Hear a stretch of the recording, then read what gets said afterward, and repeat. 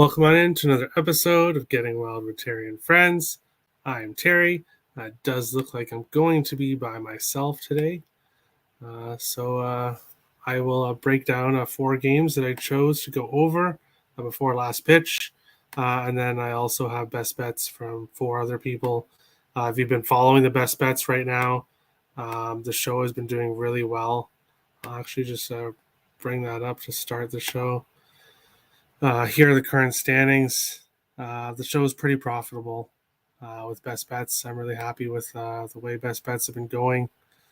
Parlay piece, always lots of good parlay pieces. Dog of the day, it's hard. Dog of the day is hard because you're choosing plus money dogs, and a lot of the time they won't come through for you. And then over under mixed results, but as a whole, pretty good results for the show. And if you want to see the daily results, they are posted on the Getting Wild with Terry and Friends Twitter page, so you can find them there. Turnsy, what's up? How's it going? Friday, everybody is out and about enjoying the nice weather. It's pretty hot out there. And we'll start here with this one. The game of the night, in my opinion, the Yankees minus 110 are in Toronto, minus 110, a total of 9.5 in this one here. The Yankees 2-1 in Toronto so far this year. The Yankees have just been on fire as of late, playing great baseball. But for the Blue Jays, Ross Stripling, I think he is a big surprise. Has not allowed an earned run in his last 3 appearances. Just let me make sure. In his last, he's not allowed an earned run in his last 3 games. 6 innings against Detroit, 5 innings against Kansas City, 2.2 innings against the White Sox. But this Yankees team, a different animal, and he's really going to have to come through tonight to give the Blue Jays a chance in this one. I do expect him to probably give up some runs. You're probably not going to go no earned runs against the Yankees here. But the Jays have been pretty hot in offense as well. They're coming off a pretty bad game against Baltimore. Those games will happen. Stinkers happen. It happened yesterday. And now the Jays get to bounce back against their biggest rival. And I think they will. I have the Jays first 5 money line plus 100. And the Jays full game money line minus 105. I look for them to bounce back here in game 1 against the Yankees. Ice X for me tonight's slate has me mind boggled. I don't really have a whole lot on the slate, but there's definitely some good spots, I think. The GOAT, thanks, Bliff. Christina Maya, not sure who that is, but Blue Jays first 5 money line. Ice X, I like it. No Bichette for Jays, Terry. Sad face. Yes, they rested Springer yesterday, so it looks like they're starting to rest players every once in a while. It happens.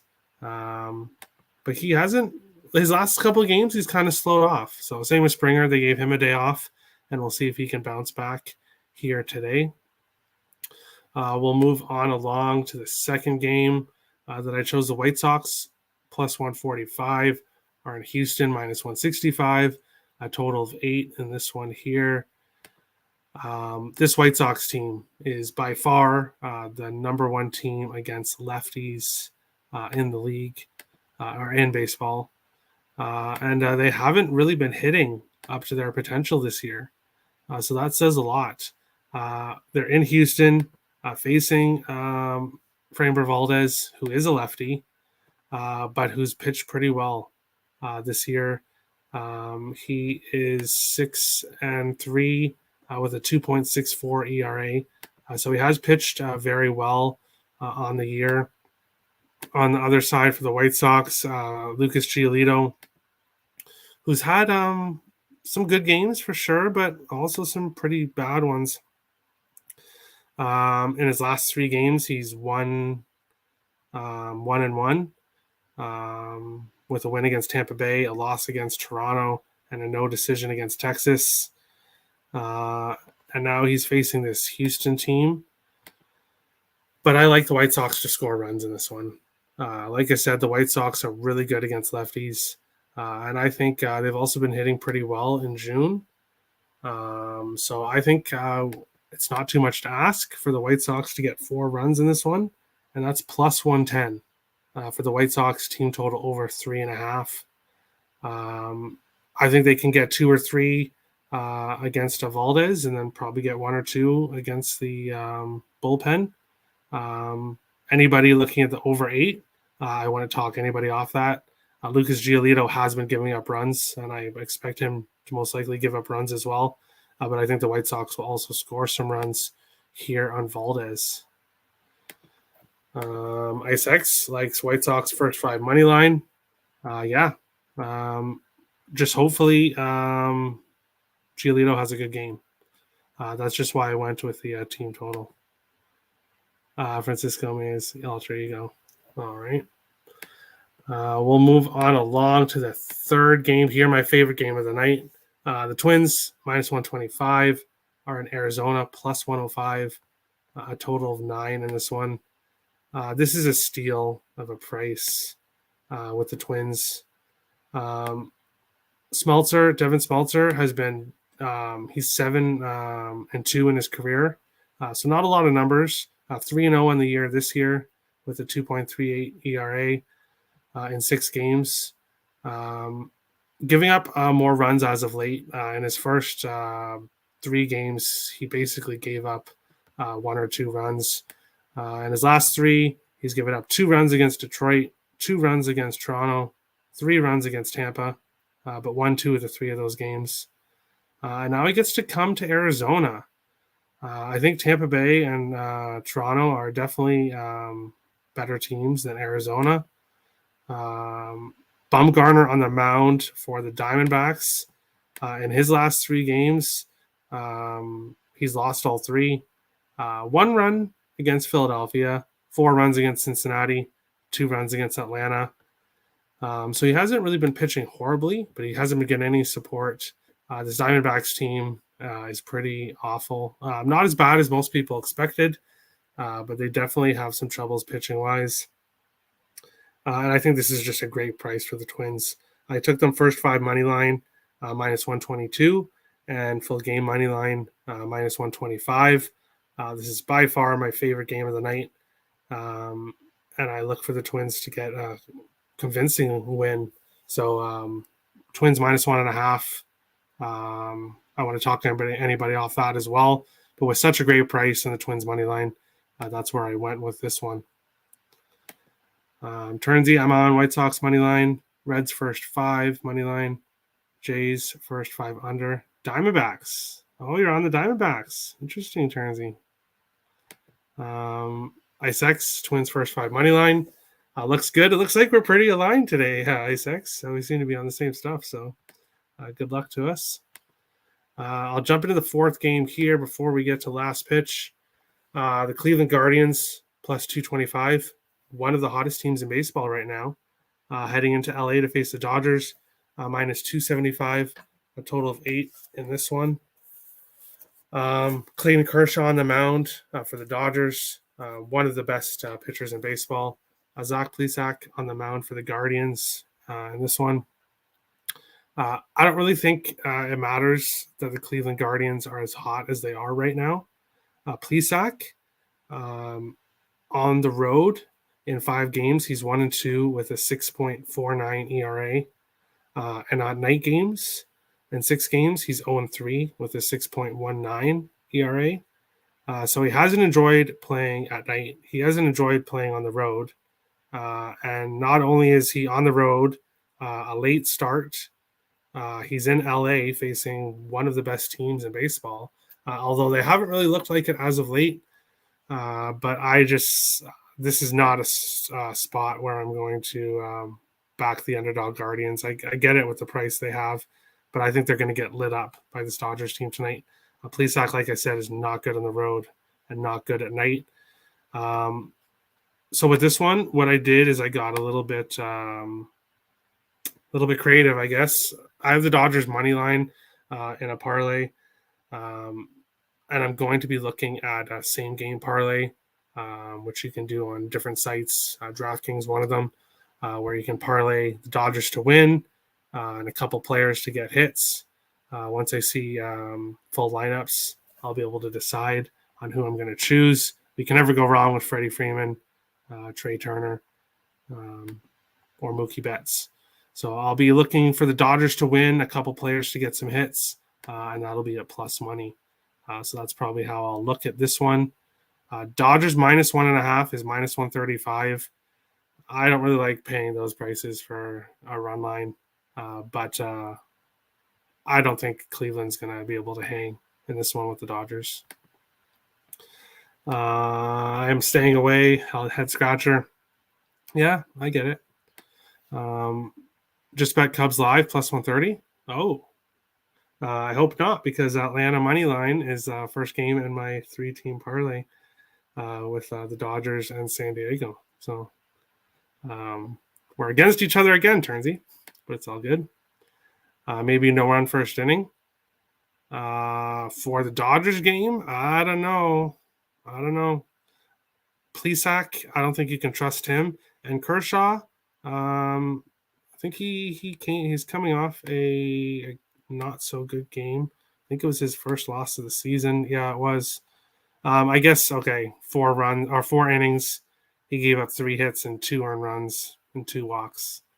So that's, I guess, his bad start. So, yeah, not too bad there. But no run first innings. I'm always nervous about those myself. But best of luck if you do decide to. Last pitch. I will go over what I'm on in other games. Baltimore team total over 3.5. I got it minus 115. Shane Baz, of course, only one start. He got lit up in it.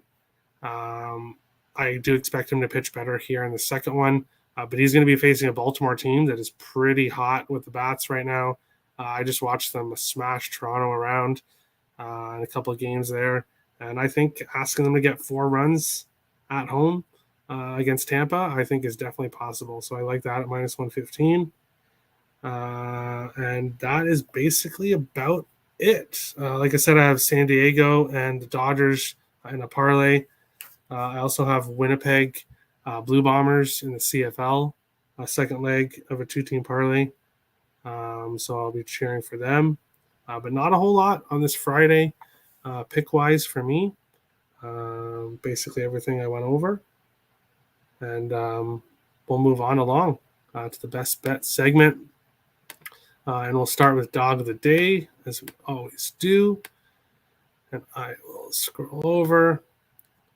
For me, Dog of the Day, I looked at White Sox. I looked at Baltimore, but I went with the White Sox here as my Dog of the Day. Nick chose the Cincinnati Reds. Tim is going full WNBA today. And for him, his Dog of the Day is Seattle Storm. Occupancy is also going with the White Sox.